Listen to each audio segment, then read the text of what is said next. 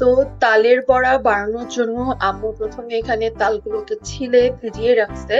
তো ভিজানোর সময় সম্ভবত আম্মু সামান্য একটু চুন মিশিয়ে রাখছে, যার কারণে হচ্ছে তালের যে তেতা পানিটা মানে বিষ পানিটা থাকে সেটা বের হয়ে যাবে।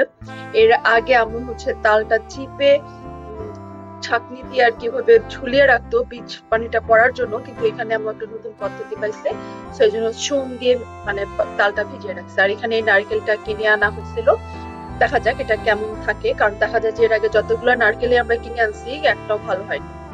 তো হ্যাঁ, একদিকে তালের বড়া বানানোর প্রিপারেশন চলছিল, আর একদিকে বাসায় তখন আম্মু ইলিশ মাছ রান্না করছিল সর্ষে। আসসালামু আলাইকুম and welcome to my channel. আশা করি আপনারা সবাই ভালো আছেন এবং আলহামদুলিল্লাহ আমিও ভালো আছি। তো তালের বড়া বানানো দিয়ে আজকের ভিডিওটি শুরু করলাম। এখানে যে নারকেলটা কিনে নিয়ে এসেছিলাম সেটা পোড়ানোর জন্য প্রস্তুতি নিচ্ছি। অ্যাকচুয়ালি আমাদের হ্যান্ড পোড়ানো একটা ছিল এবং এটাও ছিল, এটা মেবি পা দিয়ে আটকে পোড়ায় আর কি। কিন্তু মাটিতে মানে বসা ছাড়া কোনো উপায় ছিল না, কারণ আমাদের বাসায় কোনো মুড়া পিঁড়ি কিছুই পাচ্ছিলাম না। তো চিন্তা করলাম যে হ্যাঁ, আমি মাটিতে বসে কুড়াবো। তো অনেক প্রিপারেশন নিয়ে মাটিতে বসে কুড়ানোর চেষ্টা করছিলাম, কিন্তু আমি এক্ষেত্রে আসলে সাকসেস হইনি। অনেকক্ষণ ধরে ট্রাই করছি, আপনারা দেখতেই পাচ্ছেন, মানে অনেক ভাবে ট্রাই করছি। এভাবে মাটিতে বসে আসলে পেটে প্রেসার দিয়ে করা আমার পক্ষে একদমই সম্ভব ছিল না। আমি অনেক ভাবে ট্রাই করছি। তো শেষ পর্যন্ত আরেকটা যেটা হ্যান্ড কোরানি ছিল সেটা দিয়ে করছি, সেটা দিয়ে করতে গিয়েও আমার খবর হয়ে গেছে, কারণ ওই হ্যান্ড কোরানি দিয়ে করতে করতে এমনিতেই হাতে ব্যথা, হাতে প্রেসার দিতে পারতেছিলাম না, আর এর উপরে ওটা দিয়ে করতে করতে মানে আমার অবস্থা একদমই খারাপ হয়ে গেছিল। কিন্তু ভালো কিছু খাইতে গেলে একটু কষ্ট তো করতেই হবে। কষ্ট করলে কেষ্ট মিলে না, এটাই হবে মেবি। যাক, আমিও তো যেটাই হোক, অনেক কষ্ট করে শেষ পর্যন্ত আসলে এখানে অনেক ভাবে ট্রাই করেও যখন পারিনি, তখন শেষ পর্যন্ত হার মেনে ওই হ্যান্ড কুড়ানিতেই করছি। আগে অবশ্য আম্মুর কাছে বলতেছিলাম যে না, আমি হ্যান্ড কুড়ানিতে করতে পারবো না, আমার হাতে এত জোর নাই। কিন্তু যখন আসলে খাওয়ার কথা মনে হয় তখন আমরা সবই পারি। এবং হ্যাঁ, শেষ পর্যন্ত হ্যান্ড কুড়ানি দিয়ে করছি। এই একটা নারকেল করতে করতেই মানে আমার অনেক অনেক অনেক সময় লেগে গেছে। বাট এই যে দেখেন, এতগুলো হয়েছে, এর মধ্যে অবশ্য আরো একটু ছিল, কিন্তু দেখা গেছে কুড়াইতে গেছি আর একটু মুখে দিছি। মানে এভাবে নারকেল কোড়াই নাকি একটু না খাইলে কি আর হয়? যারা নারকেল কোড়ান করেন তারা তো অবশ্যই বুঝেন একটু না খাইলে কি হয়। আবার আম্মু একটু খেয়ে দেখতেছে, অবশ্য আম্মু মিষ্টি কিনা সেটা চেক করতেছে। আর এরপরে প্রায় 4-5 ঘন্টা তালের এটা ভিজিয়ে রাখার পরে আম্মু এখানে তালগুলো ধুয়ে নিচ্ছিল, কারণ বিষ পানি, দেখেন পানিটা দেখলেই আপনারা বুঝতে পারতেছেন অনেকটা পানি বের হয়ে গেছে। আর যারা তালের বড়া বানান তারা তো জানেনই। আর এরপর এখানে আবারও সেই মাটিতে বসে তালগুলোকে কচলায় কচলায় নরম করে নিচ্ছিলাম। এই জালনিটার সাহায্যে তালটা চিপে নিব, মানে তালের রসটা বের করে নিব। কিন্তু এখানেও একটা ফ্লপ কেস, এটা দিয়ে অনেকক্ষণ করার পরে দেখেন একটু হলো। আর তার কিছুক্ষণ পরে আম্মু আসলো এবং ম্যাজিকের মতো একটা আইডিয়া দিয়ে দিল, যে আইডিয়াটা অবশ্য মনে হয় আম্মু কোথাও ম্যাজিকের মতো পেয়েছে, কারণ আমি এই চালনি দিয়ে করানোটাও আম্মুর কাছ থেকেই জানছি। এসব কাজ তো আমি আগে পারতাম না, এই লাইফে প্রথমবার এরকম তাল করতেছি। তো এটা অনেক কষ্টের কাজ, যারা করেন তারা তো জানেন। আর হ্যাঁ, আম্মুর ম্যাজিক পদ্ধতিটা ছিল হচ্ছে আমাদের যে ভেজিটেবল কাটারটা ছিল, সে ভেজিটেবল কাটারে এভাবে তাল করলে কিন্তু অনেক তাড়াতাড়ি হয়ে যায়।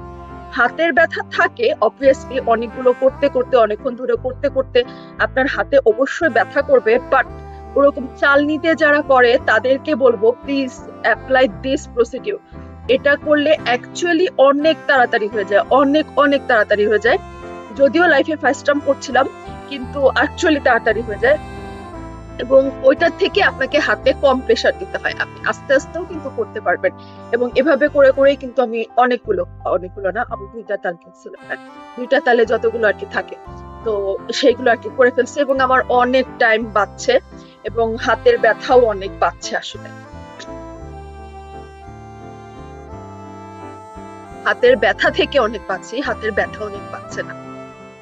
সো প্লিজ, আপনারা যারা এখনো তালের পিঠা বানানোর জন্য রেডি হচ্ছেন তারা প্লিজ এই পদ্ধতিটা একবার অ্যাপ্লাই করে দেখেন অবভিয়াসলি, এবং আমাকে পরে কমেন্টে জানাবেন যে থ্যাংক ইউ আপু, আপনি খুব ভালো একটা পদ্ধতি দেখাইছেন। সেই এতটা মাশাল্লাহ তাল ছিল, এবং এগুলো আমিই করছি, আম্মু সামান্য একটু হেল্প করছে, আমি করছি এবং এই ম্যাজিক পদ্ধতি অ্যাপ্লাই করে করছি, আমি করছি। অ্যাকচুয়ালি বাসায় না তালের পিঠাটা আমি বেশি খাই।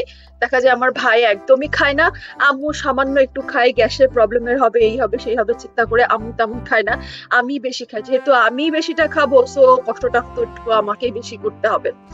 আর এখানে তারপরে হচ্ছে আম্মু চালের গুঁড়া, ময়দা, একটু সামান্য বেকিং পাউডার, চিনি, নারকেল সবকিছু মিক্স করে তালের বড়া বানানোর জন্য ব্যাটারটা রেডি করছিল। মানে আমার আর না তর সইছিল না, বাট আমি আম্মুকে শুধু প্রেসারই দিচ্ছিলাম, আম্মু কখন বানাবা কখন বানাবা। একদিকে যেমন ডায়েট করতে থাকি, আমি কিন্তু চা দিয়ে কফি দিয়ে কখনো চিনি খাই না, বাট এই যে মিষ্টি জাতীয় জিনিসগুলা খেলে মানে খাওয়ার সময় কিন্তু আমার মনে হয় যে মিষ্টি খাবো, তো মিষ্টি না হলে কেমন লাগে। তো দেখা যায় যে এইসব জিনিস খেতে গেলে না বাসায় আম্মুর থেকে বেশি মানে চিনিটা আমি খাই, তাই ইচ্ছা মতো চিনি আমি দিচ্ছিলাম।